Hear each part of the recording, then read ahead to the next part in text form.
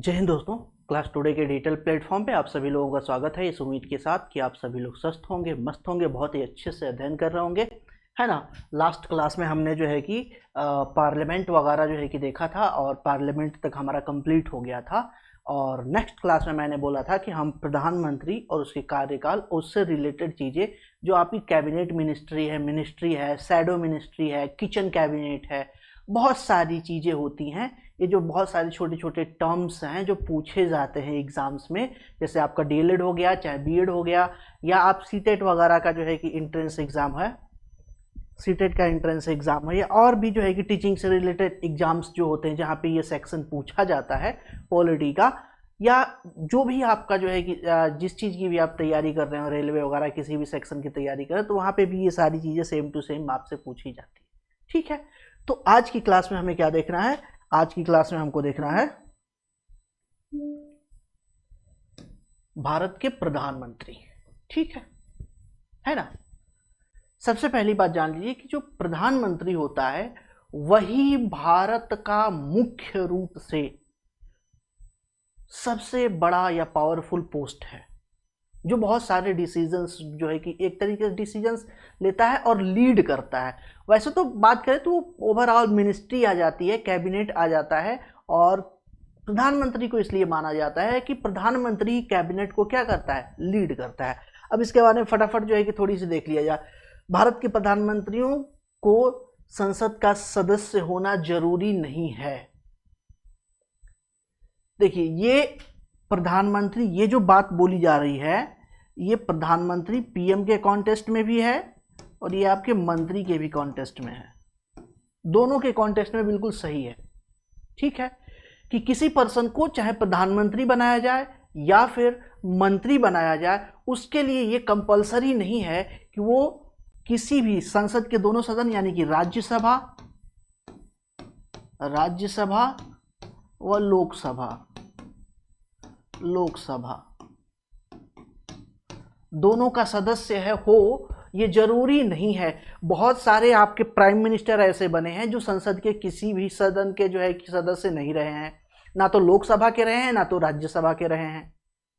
बहुत सारे मंत्री भी ऐसे बनाए गए हैं, जैसे अभी एग्जाम्पल के तौर पे देखिए ना, हमारे जो फॉरेन मिनिस्टर हैं एस जयशंकर को जब फॉरेन मिनिस्टर बनाया गया तो वो किसी भी सदन के सदस्य नहीं थे। तो ये जरूरी नहीं है कि हमारे देश में जिसे मंत्री बनाया जा रहा है या फिर जिसे प्रधानमंत्री बनाया जा रहा है वो संसद के किसी भी सदन का सदस्य हो, ये कंपलसरी नहीं है। हाँ, लेकिन इसके बाद दूसरा पॉइंट आ जाता है कि मंत्री या प्राइम मिनिस्टर बनने के 6 महीने के अंदर उसको दोनों सदन में से किसी भी सदन, यानी कि ये जो दोनों सदन हैं, दोनों सदन में से किसी एक सदन की सदस्यता लेना अनिवार्य है। अगर 6 माह के भीतर वह सदस्य नहीं बन पाता है तो उसे अपने मंत्री जो है कि पद से या प्रधानमंत्री पद से त्याग पत्र देना पड़ेगा। मतलब ये हुआ कि सदस्य होना कंपलसरी नहीं है, लेकिन 6 महीने के अंदर उसे बनना पड़ेगा, है ना। ठीक है, जातियों और जनजातियों को अनुसूचित जाति यानी एसी जितनी भी आपके कास्ट हैं देश में, जो है कि कास्ट जितनी भी जातियां पाई जाती हैं, उन सारी जातियों को एसी एसटी कैटेगरी में शामिल करने का जो है कार्य किसका है? संसद का है। वही जो है कि वहाँ पे शामिल करता है, संसद द्वारा जो है कराया जाता है। यहाँ पे ये चीज़ यहाँ पे लिखा गया है, संविधान के अधिकार संसद को प्राप्त है कि वही जो है कि उससे शेड्यूल ट्राइब या शेड्यूल जो है कास्ट में जो है कि उन्हें शामिल कर सकता है। ठीक है, संसद मतलब कौन? सरकार। सिंपल सी बात है ना।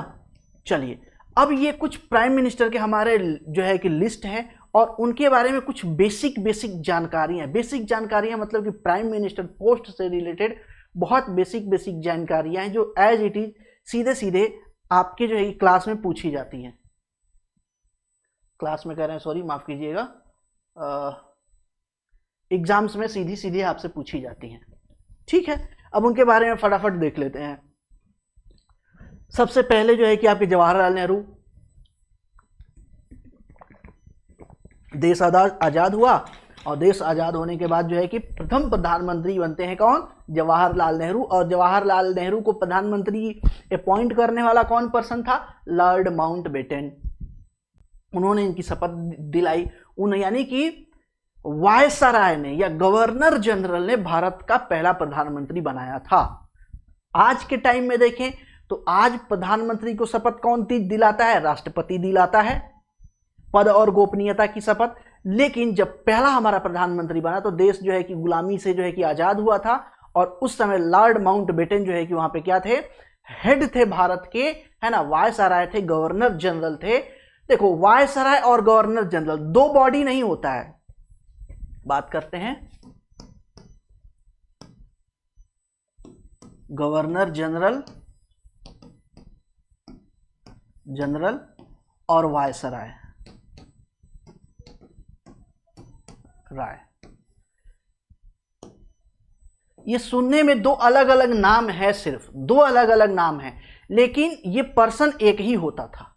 ठीक है, जब भारत पे शासन करता था तो गवर्नर जनरल, और जब वो भारत के जो देसी रजवाड़े हैं उनसे मीटिंग करता था as a representative of queen, है ना, यानी कि ब्रिटिश सरकार के रिप्रेजेंटेटिव के रूप में, जब वो प्रतिनिधि के रूप में भारत के छोटे छोटे जो राजा राजवाड़े थे उनसे मिलता था तो वो वायसराय होता था। और भारत में जब शासन प्रशासन करता था तो गवर्नर जनरल होता था।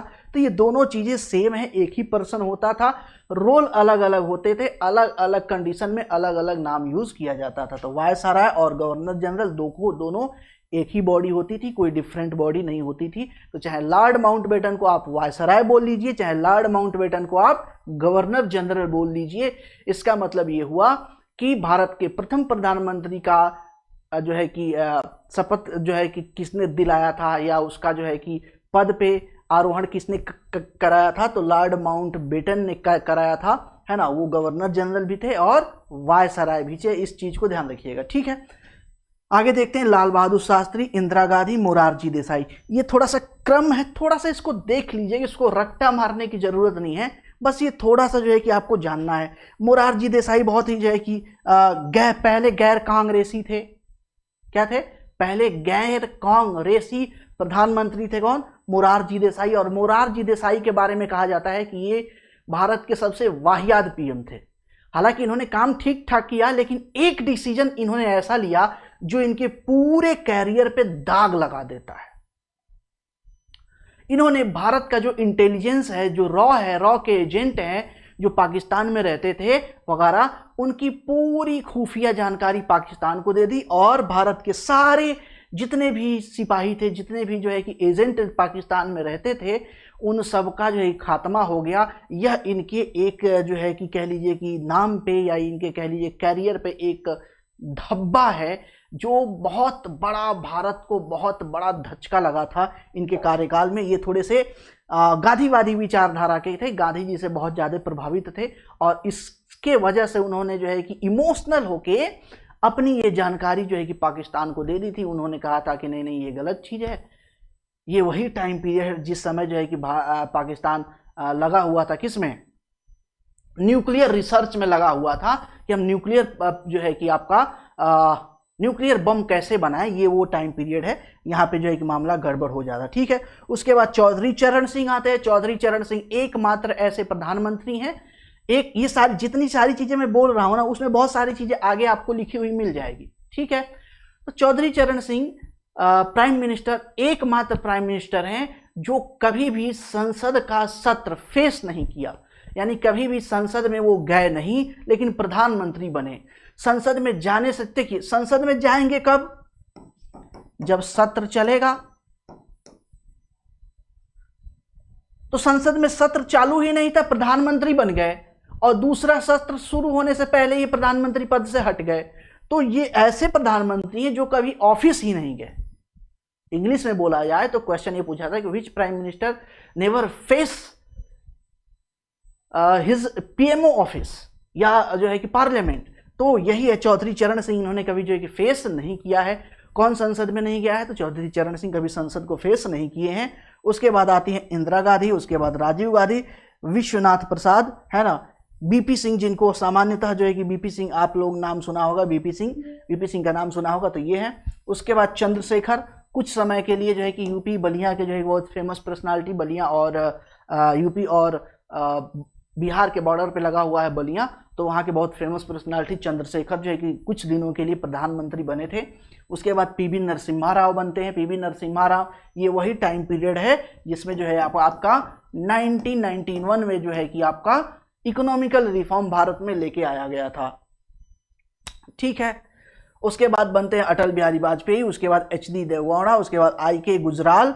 अटल बिहारी वाजपेयी फिर बनते हैं और 13 दिन में इनकी सरकार गिर जाती है। 13 दिन में सरकार गिर जाती है। ये भी प्रश्न पूछता है कि सबसे कम दिनों तक कौन प्राइम मिनिस्टर बना रहा, तो 13 दिन तक मात्र जो है कि अटल बिहारी वाजपेयी 13 दिन के लिए प्रधानमंत्री बने। उसके बाद इनके खिलाफ अविश्वास प्रस्ताव आया और इनकी सरकार गिर जाती है। ठीक है। फिर अटल बिहारी वाजपेयी चुन के आते हैं, प्रधानमंत्री बनते हैं और 2004 तक रहते हैं। फिर 2004 में चुनाव होता है, कांग्रेस कह लीजिए कि कांग्रेस की जो है कि जीतती है, मनमोहन सिंह जो है क्या बनते हैं, प्रधानमंत्री बनते हैं। और उसके बाद वहां से लेके 14 तक, यानी कि 4 से लेके 14 तक 10 सालों तक मनमोहन सिंह प्रधानमंत्री रहते हैं। उसके बाद 2014 में आपके 2014 में कौन प्रधानमंत्री बन गया, श्री दामोदर दास मोदी। ये जो है कि यहाँ पे प्रधानमंत्री बन गए और तब से लेके 14 से लेके 25 ये चल रहा है। 25 तक कौन प्रधानमंत्री रहे, मोदी जी रहे। ठीक है। ये पूरा जो है कि आपका क्रम है प्रधानमंत्रियों का, थोड़ा सा जो है क्रम आपको जानना चाहिए, है ना। सबसे लंबा कार्यकाल देखें तो सबसे लंबा कार्यकाल जो है कि 6 वर्ष 9 महीना 12 दिन का सबसे लंबा कार्यकाल किसका रहा है, जवाहरलाल नेहरू का रहा है। जवाहरलाल नेहरू का रहा है। प्रथम गैर कांग्रेसी प्रधानमंत्री एवं पद से इस्तीफा देने वाला, त्याग पत्र देने वाला प्रथम प्रधानमंत्री कौन रहा, मोरारजी देसाई। ये तो मैंने बताया ही आपको कि मोरारजी देसाई प्रथम गैर कांग्रेसी प्रधानमंत्री बने थे। लेकिन गैर कांग्रेसी त्याग पत्र देने वाले प्रधानमंत्री भी पहले यही थे। ठीक है, ओके। लोकसभा का सामना न करने वाले प्रधानमंत्री चौधरी चरण सिंह, ये भी मैंने आपको अभी अभी बताया है। ठीक है। इसके बाद आगे देख लेते हैं, तो ये कौन है, हाँ, अविश्वास प्रस्ताव के द्वारा हटाए जाने वाले प्रथम प्रधानमंत्री कौन थे, मोरारजी देसाई। इसमें एक क्रोनोलॉजी है, उस क्रोनोलॉजी को थोड़ा सा देख लेते हैं, है ना। क्या कि कभी कभी क्या होता है ना कि थोड़ा सा टफ क्वेश्चन बनाता है तो पूछ देगा निम्नलिखित में से किस प्रधानमंत्री को जो है कि अविश्वास प्रस्ताव के द्वारा नहीं हटाया गया या हटाया गया। तो इसमें 4 हैं। एक तो वो है आपके मोरारजी देसाई हैं, उसके बाद बीपी सिंह है, उसके बाद एच.डी. देवगौड़ा है और उसके बाद अटल बिहारी वाजपेयी को 1919 में 13 दिन की सरकार इनकी चली थी, इनको हटा दिया गया था। इन चारों प्रधानमंत्रियों को अविश्वास प्रस्ताव, यानी कि मोरारजी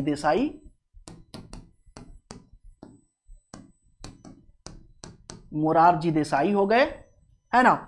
और मोरारजी देसाई कब, 1979 में, बीपी सिंह 1990 में सॉरी, और एच.डी. देवगौड़ा जो है कि 1997 में, अटल बिहारी वाजपेयी 1999 में। अविश्वास प्रस्ताव के द्वारा इनको हटाया जाता है। ये प्रॉपर जो है कि क्रोनोलॉजी थोड़ा सा ध्यान दीजिएगा, है ना। कभी कभी क्या होता है, क्रोनोलॉजी बहुत जरूरी होती है। पद ग्रहण करने के समय किसी भी सदन के सदस्य नहीं थे। अब यहाँ पे प्रधानमंत्रियों की बात की जा रही है कि कौन सा प्रधानमंत्री ऐसा था जो पद ग्रहण करते समय संसद के किसी भी सदन का जो है कि सदस्य नहीं था, पहला प्रधानमंत्री, है ना। तो जून 1991 में जब पीवी नरसिम्हा राव ये क्या थे, ये बने थे, तो ये किसी भी सदन के सदस्य नहीं थे। कब, 1991 में। उसके बाद 1996 में जब राष्ट्रपति शंकर दयाल शर्मा ने कर्नाटक के मुख्यमंत्री एच.डी. देवगौड़ा को जो है कि क्या हुआ था, प्रधानमंत्री पद के लिए नियुक्त किया था, शपथ दिलाया था, तो एच.डी. देवगौड़ा भी जो है कि आपके संसद के किसी सदस्य जो है किसी भी सदन के सदस्य नहीं थे। उसके बाद देखा जो मनमोहन सिंह जी का दूसरा कार्यकाल आता है, दूसरा कार्यकाल यानी कि 9 से लेकर 14 तक, तो इसमें मनमोहन सिंह भी जो है कि देखते हैं कि किसी भी संसद के सदस्य नहीं होते हैं, या मनमोहन सिंह भी जो है कि एक टाइम ऐसा इनका रहा है कि संसद के किसी भी सदस्य के जो है कि संसद का नहीं रहे हैं। बाद में इन्हें जो है कि राज्यसभा का जो है कि सांसद बनाया गया असम वगैरह से। तो ये चीज हमें देखने को आता है। तो अच्छा, एक चीज और है, एक चीज और प्रश्न पूछा गया है कि कौन सा ऐसा प्रधानमंत्री है जो मुख्यमंत्री बनाते समय या शपथ लेते समय किसी देश का मुख्य प्रधानमंत्री की शपथ लेते समय, यानी कहा यह है, सॉरी आप कीजिएगा, कि कौन सा ऐसा प्रधानमंत्री है जो प्रधानमंत्री की शपथ लेते समय किसी राज्य का मुख्यमंत्री था। तो एचडी देवगौड़ा जो है कि कर्नाटक के मुख्यमंत्री थे जब 1996 में ये प्रधानमंत्री की शपथ ले रहे थे, तो है ना। उसके बाद जो है कि ये सीएम पद छोड़ देते हैं और प्रधानमंत्री का पद बना रहता है इनका। इस चीज को ध्यान दीजिएगा। अब बात करते हैं 6 नंबर आगे, सबसे छोटा कार्यकाल 13 दिन का अटल बिहारी वाजपेयी का। मैंने बताया कि 1999 में, है ना, 1999 में इनके खिलाफ अविश्वास प्रस्ताव आता है, इनको गिरा दिया जाता है, 13 दिन के लिए सरकार इनकी गिर जाती है। सबसे छोटा कार्यकाल। सबसे बड़ा कार्यकाल किसका है? जवाहरलाल नेहरू का है। ठीक है, 3 प्रधानमंत्री, अब देखिए कौन कौन से, जवाहरलाल नेहरू, लाल बहादुर शास्त्री, श्रीमती इंदिरा गांधी की मृत्यु उनकी पदावधि के दौरान हुई। यानी कि जब ये प्रधानमंत्री थे तो प्रधानमंत्री रहते हुए इनकी डेथ हुई है। किनकी? जवाहरलाल नेहरू की भी प्रधानमंत्री रहते हुए डेथ हुई है, लाल बहादुर शास्त्री की भी प्रधानमंत्री रहते हुए डेथ हुई है, और श्रीमती इंदिरा गांधी की भी प्रधानमंत्री रहते हुए डेथ हुई है। इसमें से एक खास बात है, क्या? लाल बहादुर शास्त्री एकमात्र ऐसे प्रधानमंत्री है जिनकी मृत्यु कार्यकाल के दौरान भारत से बाहर ताशकंद में हुई है। इसके बारे में थोड़ा सा डिटेल में आगे बात कर लेंगे, आगे चलते हैं। ठीक है, अच्छा यहीं पे आ ही गया है। ठीक है, यहां पे पॉइंट आ ही गया है। लाल बहादुर शास्त्री की मृत्यु 11 जनवरी 1966 ईस्वी को भारत से बाहर ताशकंद में, कजाकिस्तान की राजधानी ताशकंद देखते हैं, तो वहां पे जो है कि इनकी डेथ होती है। ये वो टाइम पीरियड है, देखो ये वो टाइम पीरियड है ना, देखो कुछ ऐसी हमारे देश में कुछ ऐसी मृत्यु हुई है ना, मृत्यु जिसके बारे में सस्पेंस है, संदेह है, कोई कुछ भी स्पष्ट रूप से नहीं कह पाता है ना। कोई भी कुछ भी स्पष्ट रूप से नहीं कह पाता है कि एक्चुअली इनकी मृत्यु कैसे हुई, क्यों हुई, इसका रीजन क्या था। कोई प्रॉपर चीजें बोल नहीं पाता है। अब ये टाइम पीरियड देखेंगे ना, तो टाइम पीरियड थोड़ा सा सस्पिशियस है। क्या याद आ रहा है आपको? आप ये देखिए, ऐसे 1966 एडी है, तो 1966 एडी से देखें तो ये लगभग जो है कि 1965 जो आपका इंडो पाक जो वॉर हुआ था, वो टाइम पीरियड है। भारत जो है कि ये युद्ध जीता था। भारत और पाकिस्तान को समझौते के लिए कजाकिस्तान की जो है कि राजधानी ताशकंद में जो है कि बुलाया गया था, वहां पे मीटिंग हुई थी, वहां पे समझौता कराया गया था, दोनों देश के खिलाफ दोनों देशों के बीच समझौता कराया गया था, युद्ध को रोका गया था, और दिन में ये समझौता हुआ था और रात को डिनर के बाद सारे लोग सो गए थे। और कहा जाता है कि लाल बहादुर शास्त्री समझौते के बाद रात को डिनर करके सोए और सुबह उठे नहीं, ताशकंद में उनकी मृत्यु हो गई। पाकिस्तान की पूरी एजेंसियां वहां पे थी, पाकिस्तान के लोग वहां पे थे, और ऐसा माना जाता है कि लाल बहादुर शास्त्री के मृत्यु में पाकिस्तान का एक षड्यंत्रकारी हाथ था, जो आज तक इसके बारे में कोई भी क्लियरिफिकेशन, कोई एक कैसे लाल बहादुर शास्त्री की डेथ हो गई, जो पर्सन समझौता करके रात को डिनर करके उसकी कोई ऐसी शारीरिक स्थिति नहीं थी कि उसकी मृत्यु हो गए, अचानक उसकी मृत्यु कैसे हो जाती है, इस बात के बारे में किसी के पास कोई आंसर नहीं है। वैसे ही कुछ ऐसे डेथ हुई हैं, जैसे सुभाष चंद्र बोस के बारे में किसी के पास कोई क्लियर जो है कि चीज़ें नहीं है। वैसे ही बहुत सारे ऐसे मृत्यु हैं जिनके बारे में जो डेथ हुई है भारत में। भारत के जो लेजेंड हैं, महात्मा गांधी हो गए, सुभाष चंद्र बोस हो गए, लाल बहादुर शास्त्री हो गए, फिर भगत सिंह हो गए, कुछ ऐसे डेथ हैं जिन पे बहुत सारी कंट्रोवर्सियां हैं, बहुत सारे लोग अपनी सारी सारी अलग अलग जो है कि बातें और अलग अलग थ्योरियाँ कहते हैं।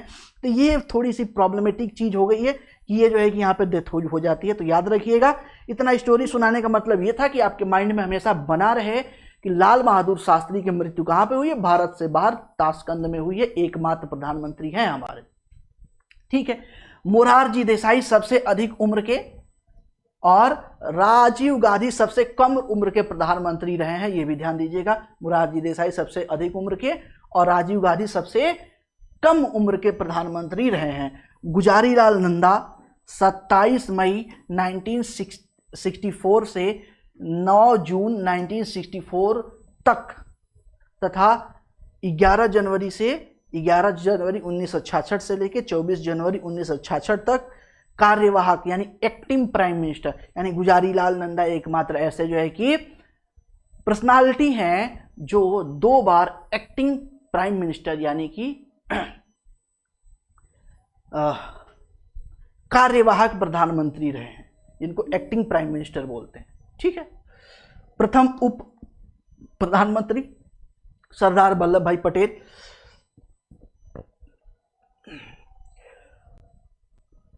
अब जो लोकसभा के लिए एसी एसटी की जो बातें होती हैं, जो आरक्षण मिलता है, वो अरुणाचल प्रदेश, जम्मू कश्मीर, नागालैंड, सिक्किम, गोवा राज्य में आरक्षण प्राप्त नहीं है ना। इन राज्यों में एसी एसटी को आरक्षण प्राप्त नहीं है। ठीक है, इस चीज को ध्यान दीजिएगा।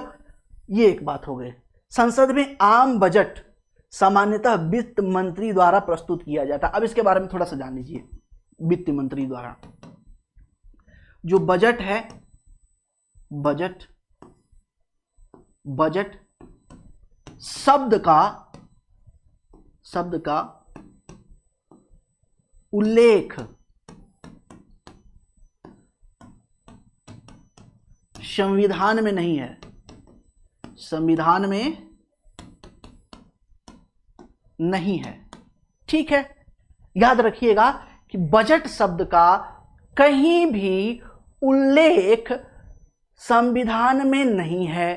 तो संविधान में लिखा क्या गया है? संविधान में लिखा गया है वार्षिक विवरण, वार्षिक विवरण, है ना। वार्षिक विवरण नाम का जो है कि शब्द यूज किया गया है, बजट नाम का शब्द कोई भी यूज नहीं किया है संविधान में। पहली बात, बजट संसद में रखवाता कौन है? रखवाता कौन है?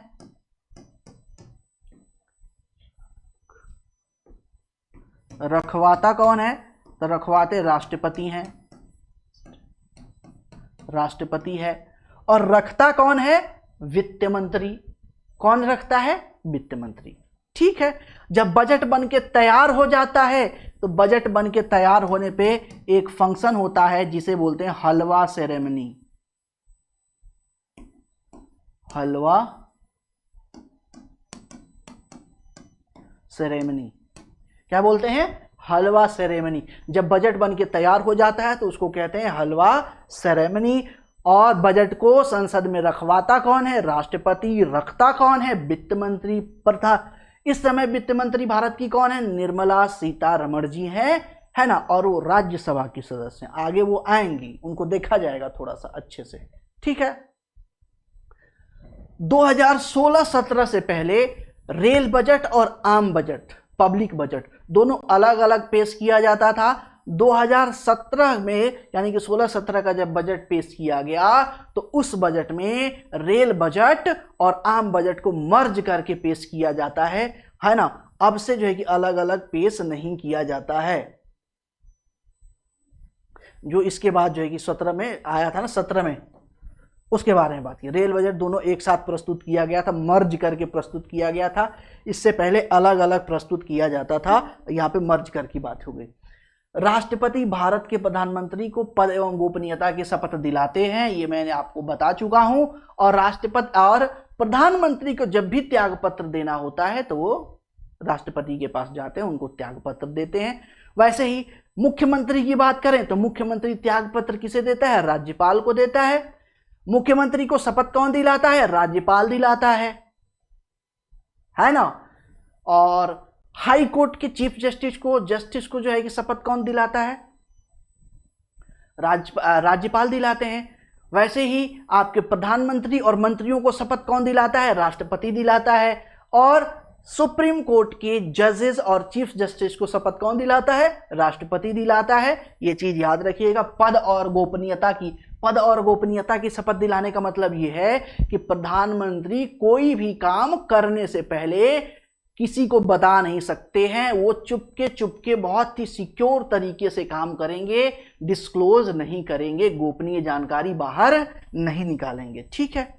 DMRC, Delhi metro railway corporation limited, railway मंत्रालय के प्रशासनिक नियंत्रण के अधीन आता है। यानी रेल मंत्रालय जो है ना, रेल मंत्रालय के अधीन के अंतर्गत काम करता है DMRC, Delhi metro rail corporation काम करता है। ठीक है। संविधान में संशोधन संसद के किसी भी सदन में शुरू किया जा सकता है, यह चीज याद रखिएगा। सामान्य तौर पे देखा जाए तो जो संविधान है, संविधान में संशोधन का कार्य जो है कि किसी भी सदन में शुरू किया जा सकता है। वो राज्यसभा भी हो सकता है, वो लोकसभा भी हो सकता है, किसी में भी जो है कि ये काम किया जा सकता है। कुछ ऐसी चीजें हैं जो लोकसभा में सिर्फ शुरू होती हैं, जैसे बजट कहाँ रखा जाएगा? लोकसभा में रखा जाएगा, राज्यसभा में नहीं रखा जाएगा।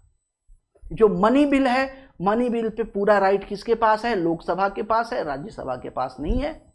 तो कुछ ऐसे मुद्दे हैं जिसमें राज्यसभा को ज्यादा पावर मिला हुआ है, सॉरी माफ कीजिएगा, लोकसभा को ज्यादा पावर मिला है राज्यसभा के कंपैरिजन में। राज्यसभा थोड़ी सी कमजोर बनाई गई है लोकसभा के कंपैरिजन में, है ना। संविधान के अनुच्छेद 78 में राष्ट्रपति को सरकार के निर्णयों व नीतियों, कहने का मतलब 78 में यह बताया गया है कि प्रधानमंत्री साल में कम से कम 2 बार, कितने बार? साल में कम से कम 2 बार,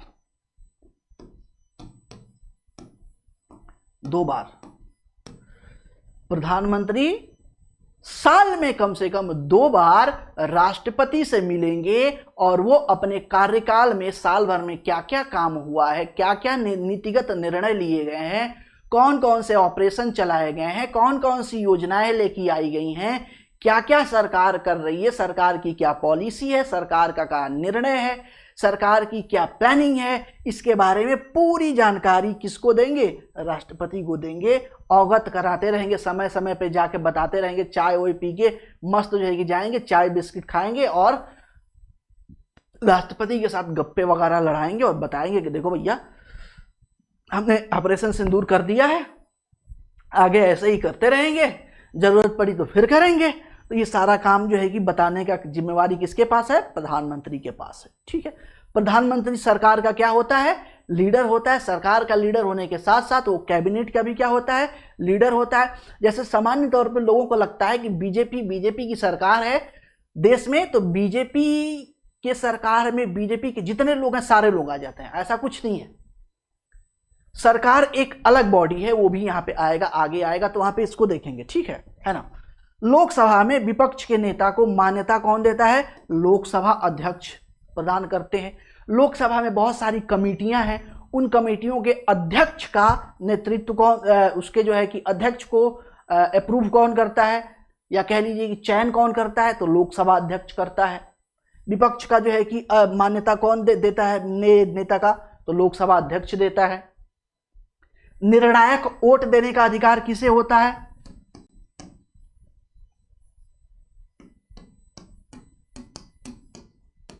निर्णायक वोट देने का अधिकार किसको होता है? लोकसभा अध्यक्ष का। मान लीजिए किसी मुद्दे पे क्या हो रहा है? वोटिंग हो रही है, और वोटिंग हो रही है और पक्ष विपक्ष दोनों का वोट बराबर हो गया। अब दोनों का वोट बराबर हो गया, तब लोकसभा अध्यक्ष क्या करेंगे? वोट देंगे? ऐसा वोट नहीं देंगे, है ना। ठीक है। लोकसभा का कार्यकाल एक बार में 1 साल के लिए बढ़ाया जा सकता है। ध्यान रखिएगा, लोकसभा का कार्यकाल एक बार में 1 साल के लिए बढ़ाया जा सकता है। जरूरत पड़ने पे इसे बार बार बढ़ाया जा सकता है। मान लीजिए कोई ऐसी क्रिटिकल कंडीशन आ जाती है कि चुनाव नहीं हो सकता, कोई इमरजेंसी सिचुएशन है, या युद्ध की स्थिति है, या कोई और जो है कि ऐसी क्रिटिकल कंडीशन है, क्राइसिस की सिचुएशन है। इस सिचुएशन में संसद का कार्यकाल एक साल करके अनंत समय तक के लिए बढ़ाया जा सकता है। यानी कि जब तक चाहे संसद जो है कि वो कार्यकाल, सरकार की कार्यकाल एक साल के लिए करके बढ़ाया जा सकता है, इसमें कोई दिक्कत की बात नहीं है। ठीक है।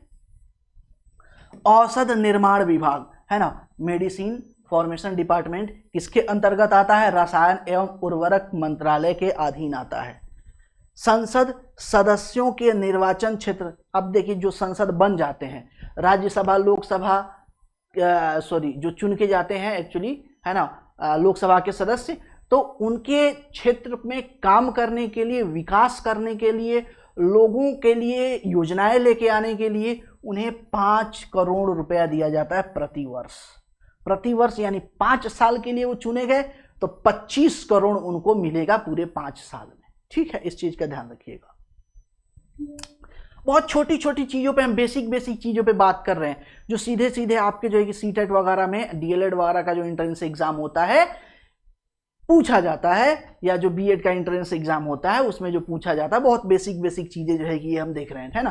भारत के प्रधानमंत्री का आधिकारिक निवास 7 लोक कल्याण मार्ग नई दिल्ली है। लोक कल्याण, ये पहले राजपथ था, है ना, राजपथ, अब इसे लोक कल्याण मार्ग बोल दिया गया है, लोक कल्याण मार्ग बोल दिया गया है। ठीक है, आगे अमेरिका के सेक्रेटरिएट ऑफ स्टेट, जो सेक्रेटरिएट ऑफ स्टेट का पोस्ट है वो भारत के फॉरेन मिनिस्टर के इक्विवेलेंट है, यानी कि बराबर है, इस चीज को ध्यान रखिएगा।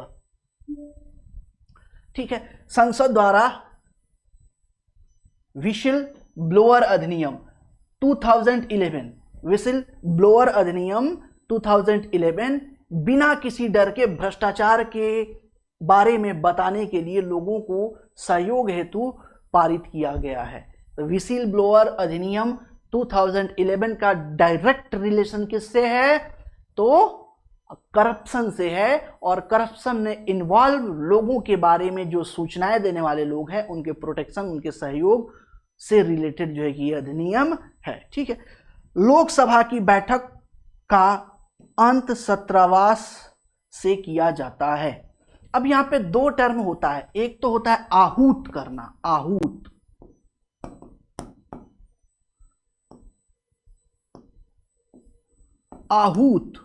और दूसरा होता है सत्रावसान।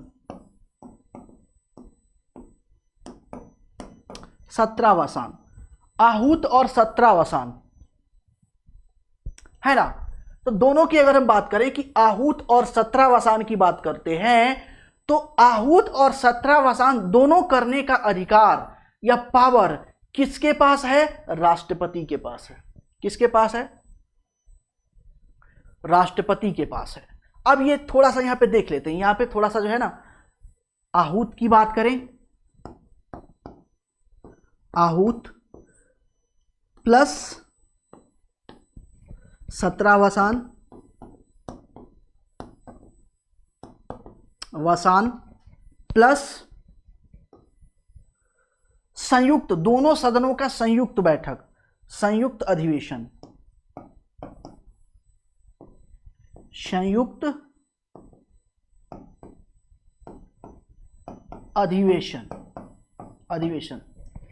इन सब को बुलाने का अधिकार किसके पास है? राष्ट्रपति के पास है। किसके पास है? राष्ट्रपति के पास है। चाहे सत्र का आहूत करना मतलब सत्र को बुलाना, संसद सत्र की शुरुआत करना, और संसद सत्र की शुरुआत होती है किससे?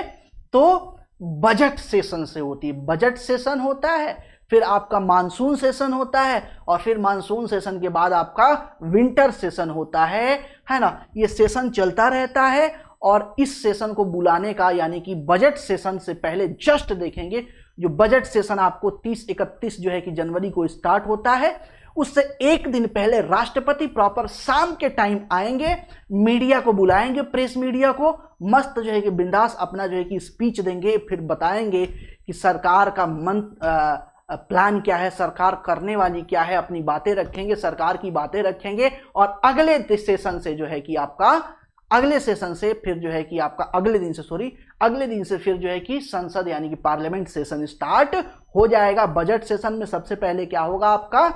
तो इकोनॉमिकल सर्वे को रखा जाता है, 30-31 जनवरी को जो है कि रखा जाता है। उसके बाद 1 फरवरी को आपका जो है कि बजट रखा जाता है। अगर संडे या शनिवार है तो उसमें एक आध दिन आगे पीछे कर लिया जाता है, बस यही चीजें होती है।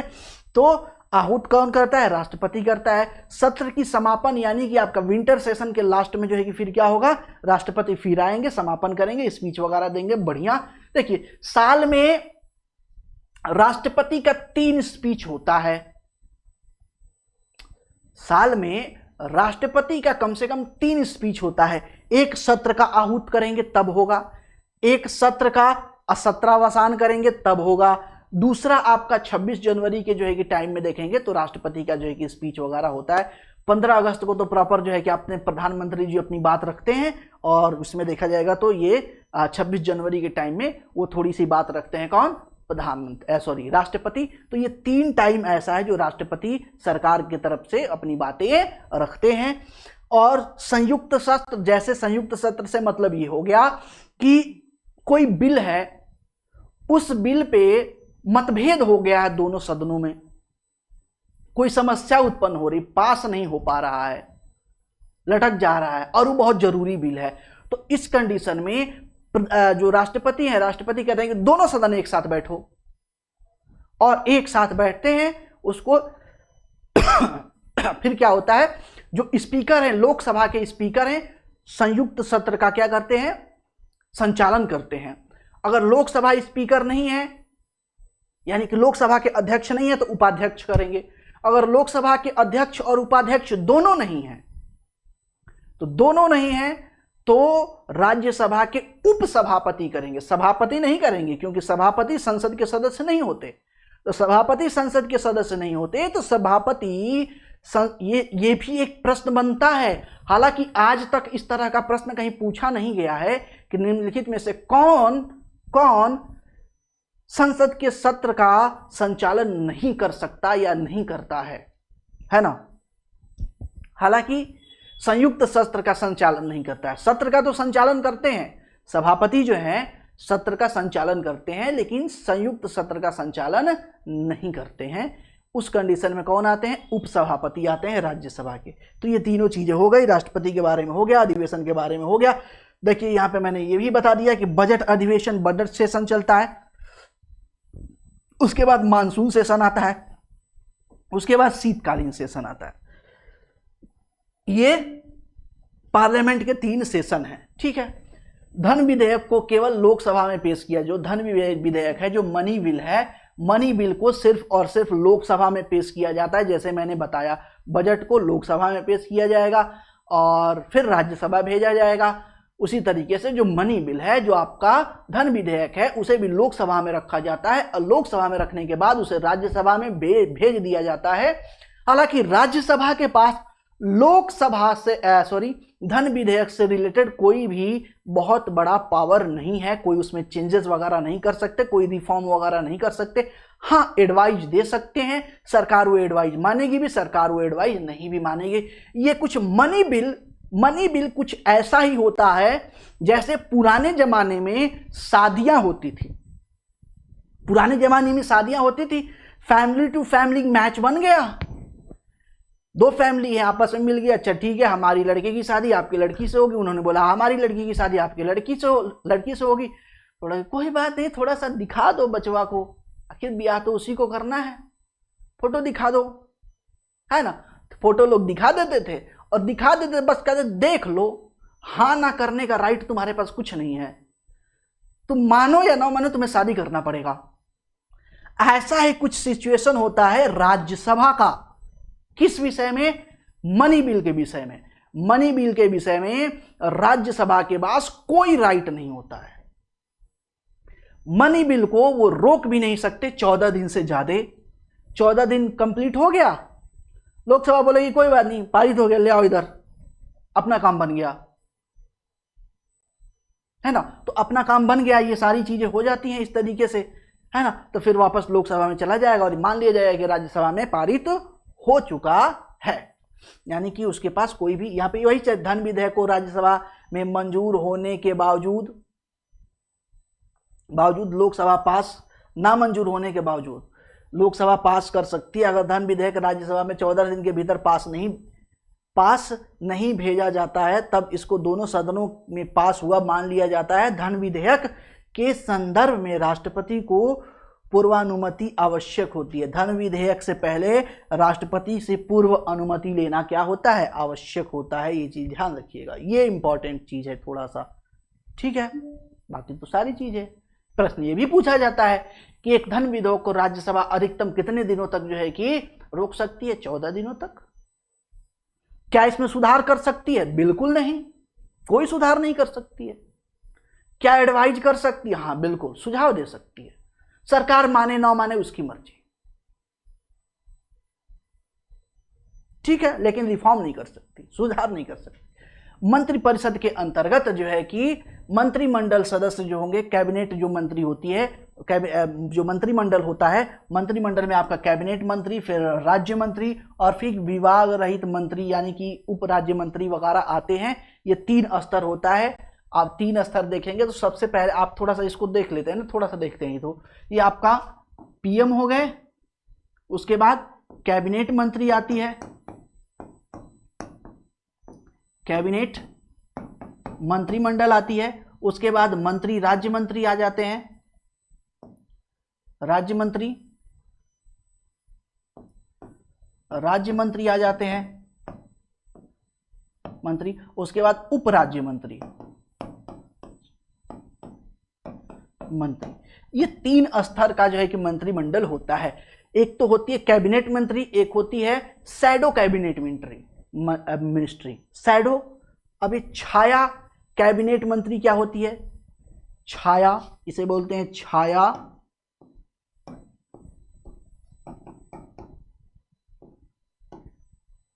कैबिनेट मंत्री। तो कैबिनेट मंत्री जो बनाए जाते हैं, किसके द्वारा बनाए जाते हैं, सरकार के द्वारा बनाए जाते हैं। जो सरकार यानी कि जो पार्टी जीत के आती है, जो सरकार बनाती है, वो कैबिनेट मंत्री बनाती है। जो विपक्ष होता है, जो हार मतलब कि जो सेकंड पोजीशन में होता है, विपक्ष होता है, हारा हुआ नहीं बोल सकते हैं, जो विपक्ष होता है, विपक्ष कैबिनेट को काउंटर करने के लिए छाया कैबिनेट बनाता है ना, छाया कैबिनेट मंत्री। जैसे इसमें मंत्री होते हैं, उसमें इसमें भी अलग अलग मंत्री के जो है कि डिपार्टमेंट होते हैं और इनका काम होता है इनके काम को काउंटर करना। काउंटर करने का मतलब ये हो गया जांच परख करना, सही कर रहे हैं कि नहीं कर रहे हैं, गलत कर रहे हैं तो विरोध करना। ये प्रॉपर जो है कि इनका क्या होता है, काम होता है, ठीक है। एक होता है kitchen cabinet, kitchen cabinet. Kitchen cabinet क्या होता है, तो किचन कैबिनेट का जो है कि कोई भी कॉन्सेप्ट भारत में नहीं है। किचन कैबिनेट का जो है कॉन्सेप्ट कहां पे है, यूएसए में है। यूएसए का मतलब हो गया, किचन कैबिनेट का मतलब ये हो गया कि जो वहां के प्रेसिडेंट हैं, प्रेसिडेंट के घर वालों का जो ग्रुप है, जो एक साथ रहते हैं, उनको किचन कैबिनेट के नाम से सामान्य तौर पे आप समझ जाइए कि उन्हें बोला जाता है। तो सामान्य किचन कैबिनेट कहाँ का कॉन्सेप्ट है, यूएसए का कॉन्सेप्ट है। भारत में इस तरह का कोई भी कॉन्सेप्ट नहीं है, है ना, छाया कैबिनेट का है, ठीक है, शैडो कैबिनेट मिनिस्ट्री। आगे बात करें मंत्रिपरिषद। अच्छा, मंत्री कितने लोगों को बनाएंगे विभाग में, तो जितना आप पार्टी जो पार्टी जितना मतलब कि कैंडिडेट जीत कर आई है, उसका 15% लोगों को ही जो है कि आपका मंत्री बनाया जा सकता है। यानी कि मान लीजिए कि ये आपका बीजेपी है, बीजेपी मान लीजिए 100 मेंबर जीत के आए हैं, तो ये सिर्फ इसमें से 15 लोगों को ही मंत्री बना सकती है, इससे ज्यादा को मंत्री नहीं बनाया जा सकता। ये एक्चुअली कैप लगाया गया। कैप लगाने का कारण ये था कि आप देखेंगे 2000 से पहले देखेंगे तो बहुत सारे अलायंस की सरकार आती थी, और अलायंस की सरकार बनाने के लिए लोग क्या करते थे, सबको जुटा लेते थे और सबको जो है कि क्या करते, खुश करने के लिए, सरकार बनाने के लिए बहुत सारे जो है कि विभाग बना देते थे, मिनिस्ट्री बना देते थे और सबको बांट देते थे। तुम भी खुश, तुम भी खुश, तुम भी खुश, सब खुश, हमारी सरकार चल रही है, सब अपना लूटपाट कर रहे हैं, सब मस्त है लूटपाट करके, सरकार बदनाम है, चल रहा है इस तरीके से हाल, है ना। तो इसको रिस्ट्रिक्ट किया गया कि नहीं, इस तरीके से काम नहीं चलेगा, लिमिटेड। अब क्या हो गया, हम बहुत सारे अब समस्या क्या हो गई कि अगर बहुत सारे हम मिनिस्ट्री बना दिए, मंत्रालय बना दिए, तो बहुत सारे मंत्रालय बना दिए तो उनका जो है कि क्या होगा, बहुत सारा एक्सपेंडिचर आएगा, खर्चा आएगा, उनका ऑफिस का जो है खर्चा आएगा, उनका बिजली बिल आएगा, उनका टेलीफोन आएगा, डेली मेंटेनेंस चीज़ें आ जाएगी, सैलरी वहाँ पे स्टाफ रखेंगे, उसके सैलरी आएगी जो है कि आएगी, इंफ्रास्ट्रक्चर डेवलप करना होगा, उसमें पैसा लगेगा। तो ये एक्स्ट्रा एक्सपेंडिचर बर्डन हो जाता था सरकार पे। तो कहा गया कि मिनिमम गवर्नमेंट मैक्सिमम गवर्नेंस, यानी सरकार हम छोटी रखेंगे, गवर्नेंस हम अच्छा करेंगे, इसे गुड गवर्नेंस कहा गया। तो मंत्री परिषद को जो है कि छोटा कर दिया गया कि 15% से ज्यादा आप मंत्री नहीं बना सकते, उतना ही आप डिपार्टमेंट रखेंगे, उतना ही अपना काम करेंगे, आपका खर्चा सरकार का लिमिटेड होगा और उसी में जो है कि ज़्यादा से ज़्यादा अपना काम करने की कोशिश करेंगे। ठीक है, ये सारी चीज़ें यहाँ पे देखने को मिलती है। राष्ट्रपति संसद द्वारा पारित किए गए विधेयक को अपने पास विचारार्थ अनिश्चित समय के लिए रख सकता है। मतलब यह है कहने का कि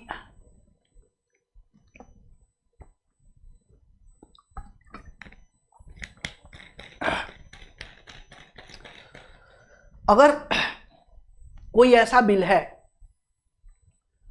जो पब्लिक इंटरेस्ट के अगेंस्ट है, राष्ट्रपति को ऐसा लग गया कि पब्लिक इंटरेस्ट के अगेंस्ट है, या फिर इलेक्शन आने वाला है और प्रधानमंत्री को ऐसा लग रहा है कि ये जो बिल है ये गलत इंपैक्ट डाल सकता है कमिंग सून जो इलेक्शन है उसमें, या फिर जो कॉन्स्टिट्यूशन है, जो संविधान है, उसके अगेंस्ट है, तो इस कंडीशन में जो राष्ट्रपति है उसको अगर ऐसा लगता है तो वो क्या करता है, चुपचाप विधेयक जो बिल है उसको ले लेता है और लेके अपने पास रख लेता है, और रखने के बाद उसे चुपचाप पॉकेट में रख लेता है, कुछ बोलता नहीं है, उस पर ना तो साइन करता है, ना उसका नाम लेता है, ना उसके बारे में कोई डिस्कशन करता है, ना उसके बारे में कोई डिस्क्लोजर देता है, कुछ भी नहीं होता है, चुपचाप लेके पॉकेट में रख लेते हैं। इसको कहते हैं पॉकेट वीटो। क्या कहते हैं? Pocket veto. या कभी कभी क्या होता है कि राष्ट्रपति क्या होता है, उसको वापस पार्लियामेंट को भेज देता है कि ले जाओ भाई, एक बार और सोच के लाओ। तो जब वापस भेजता है तो कभी कभी सरकार को लग जाता है कि नहीं यार ये गलत कर रहे हैं हम, तो सरकार उसको चेंज कर देती है। हाँ, अगर प्रधानमंत्री या कैबिनेट मिनिस्ट्री क्या करती है, उस वापस किए बिल को एज इट इज बिना किसी रिफॉर्म के वापस भेज देती है राष्ट्रपति को, तो राष्ट्रपति को उसको एक्सेप्ट करना मजबूरी है, उसे एक्सेप्ट करने से डिनाई नहीं कर सकते हैं, उन पे साइन, उन पे हस्ताक्षर करना पड़ेगा, और अगर नहीं करना चाहते तो चुपचाप लेके पॉकेट में रख लेंगे, जिसको पॉकेट वीटो कहा जाता है। ठीक है, ये बहुत सारी बातें मैंने आपको बता दी। भारतीय विदेश सेवा यानी Indian foreign service Akhil Bharatiya सेवा नहीं है, इस चीज को याद रखिएगा कि इंडियन फॉरेन सर्विस जो है कि आपके अखिल भारतीय सेवा नहीं है। अखिल भारतीय सेवा में 3 सेवाएं आती हैं, यानी 3 सर्विसेज आती हैं, है ना। भारतीय प्रशासनिक सेवा जिसको बोलते हैं IAS, ठीक है। इंडियन पुलिस सर्विस जिसे बोलते हैं IPS, है ना। और भारतीय वन सेवा जिसको बोलते हैं इंडियन फॉरेस्ट सर्विस IFS, है ना। IFS ये अखिल भारतीय सेवाएं हैं। बाकी आपका पीछे वाला जो फॉरेन सर्विस है, भारतीय फॉरेन सर्विस, वो अखिल भारतीय सर्विस नहीं है, वहां पे काउंट नहीं किया जाता है। भारत में लोकसभा राज्यसभा की अपेक्षा अधिक शक्तिशाली है, ये भी मैंने आपको बात बता दी है, ठीक है। प्रधानमंत्री जवाहरलाल नेहरू ने समाजवाद की विचारधारा को आगे बढ़ाया था। चूंकि क्या था, जो प्रधानमंत्री जवाहरलाल नेहरू थे वो सामाजिक यानी कि समाजवाद के विचारधारा से वो क्या थे, ज्यादा प्रभावित थे, और इस प्रभावित होने के कारण जो है कि वो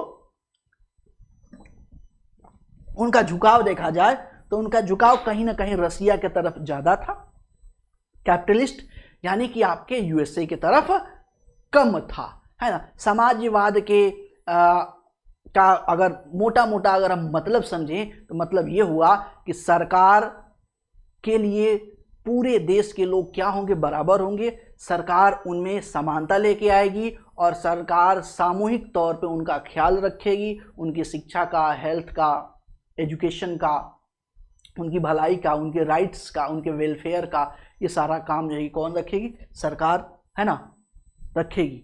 सामूहिक चीज़ें आएंगी। ये सामान्य तौर पे समाजवाद का एक छोटा सा एक अंडरस्टैंडिंग है, ठीक है। तो आज के क्लास में इतना ही रहने देते हैं। इसके बाद थोड़ा सा और पार्ट रह गया है प्रधानमंत्री में, है ना, तो थोड़ा सा पार्ट और रह गया है, तो उसको नेक्स्ट क्लास में कंप्लीट कर लिया जाएगा, है ना। आज के क्लास में इतना ही रहने देते हैं, मिलते हैं आपसे नेक्स्ट क्लास में। आज के लिए धन्यवाद।